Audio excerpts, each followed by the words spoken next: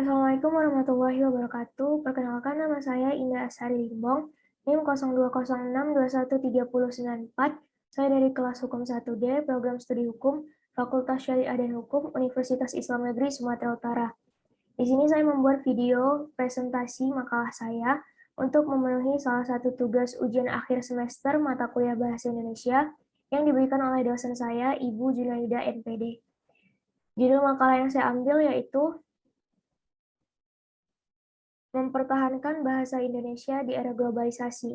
Adapun pembahasannya yang meliputi pengertian bahasa, peranan bahasa Indonesia di era globalisasi, dampak positif dan negatif globalisasi terhadap bahasa Indonesia, mengatasi perkembangan dan pemakaian bahasa Indonesia populer, pengaruh bahasa Inggris di era globalisasi, dan upaya mempertahankan bahasa Indonesia sebagai jati diri bangsa. Langsung saja masuk ke pembahasan yang pertama, yaitu pengertian bahasa. Menurut kalian semua, apa sih bahasa itu? Nah, dalam Kamus Besar Bahasa Indonesia, pengertian bahasa secara umum dapat didefinisikan sebagai lambang. Sedangkan menurut istilah, bahasa adalah alat komunikasi yang berupa sistem lambang yang dihasilkan oleh alat ucap pada manusia. Menurut pendapat Nababan, bahasa adalah bagian dari kebudayaan dan bahasalah yang memungkinkan pengembangan kebudayaan sebagaimana kita kenal sekarang. Sedangkan menurut Pengabaian, bahasa adalah suatu sistem yang mengutarakan dan melaporkan apa yang terjadi pada sistem saraf. Dari para pendapat tersebut, dapat kita simpulkan bahwa bahasa adalah sarana komunikasi antara orang satu dengan orang yang lain untuk melakukan pertukaran informasi. Selanjutnya, peranan bahasa Indonesia di era globalisasi. Ada beberapa peranan bahasa Indonesia di era globalisasi. Di antaranya yang pertama, sebagai alat pemersatu bangsa. Kita semua tahu bahwa ada berbagai macam latar belakang dan bahasa yang tersebar di Indonesia. Kemudian, berbagai perbedaan tersebut kembali disatukan oleh bahasa Indonesia. Yang kedua, sebagai identitas negara.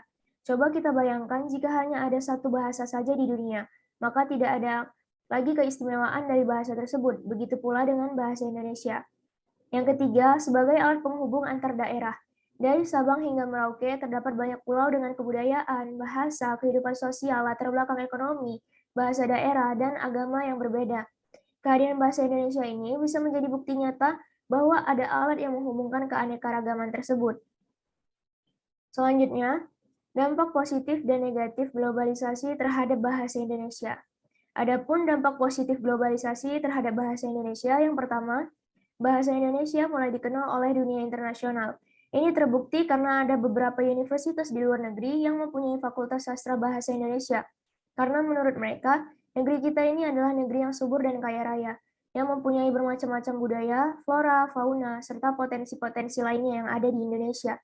Yang kedua, meningkatnya pengetahuan masyarakat internasional tentang bahasa Indonesia. Yang ketiga, meningkatnya terjemahan buku-buku ke dalam bahasa Indonesia. Tidak hanya buku-buku, namun ada berbagai jurnal yang menggunakan bahasa asing mulai diterjemahkan ke dalam bahasa Indonesia.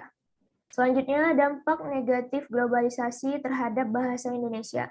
Yang pertama, masyarakat Indonesia tidak menggunakan bahasa Indonesia yang baik dan benar, atau lebih sering menggunakan bahasa Indonesia populer, atau yang bisa kita sebut dengan bahasa gaul.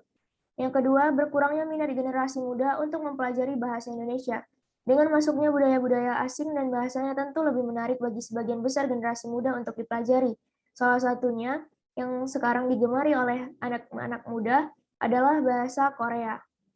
Mereka sering sekali atau suka sekali mempelajari bahasa-bahasa asing tersebut. Selanjutnya, bercampurnya bahasa Indonesia dengan bahasa-bahasa asing.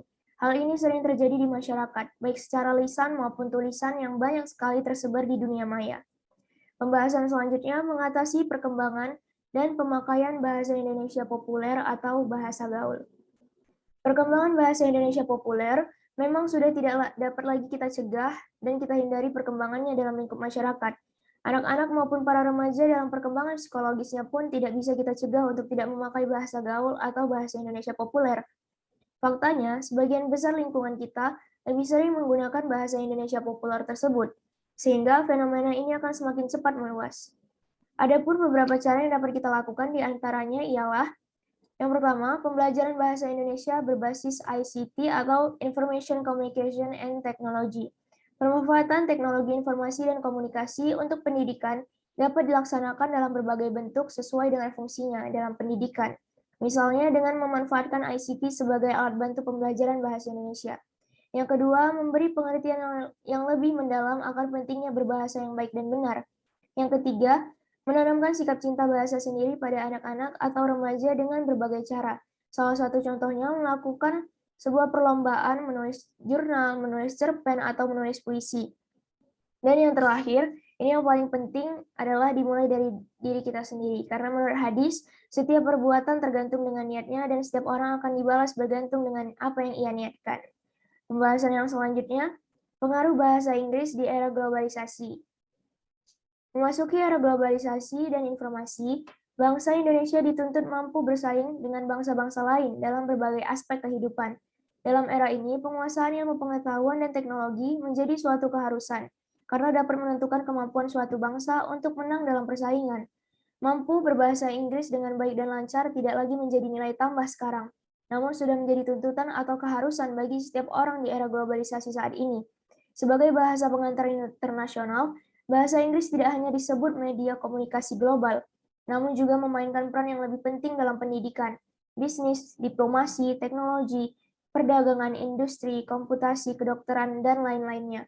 Oleh karena itu, di era globalisasi ini penting untuk belajar bahasa Inggris atau bahasa asing lainnya.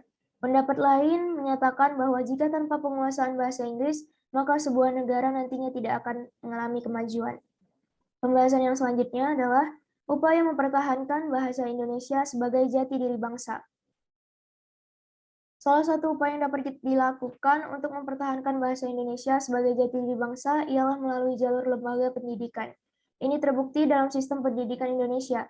Di setiap jenjang pendidikan, siswa mempelajari bahasa Indonesia. Bahkan, jumlah jam pelajaran bahasa Indonesia setiap minggu di setiap jenjang pendidikan jumlahnya adalah yang paling banyak.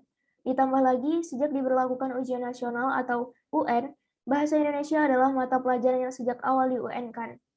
Pengajaran bahasa Indonesia di sekolah adalah jalur formal dan juga salah satu upaya pembinaan bahasa Indonesia. Melalui jalur ini, pembinaan bahasa Indonesia dapat dilakukan secara programatis. Bahasa Indonesia bukan sekedar alat komunikasi masyarakat Indonesia, tetapi juga sebagai alat berpikir dan bernalar. Kualitas penguasaan bahasa Indonesia merupakan salah satu faktor penentu kualitas insan Indonesia itu sendiri.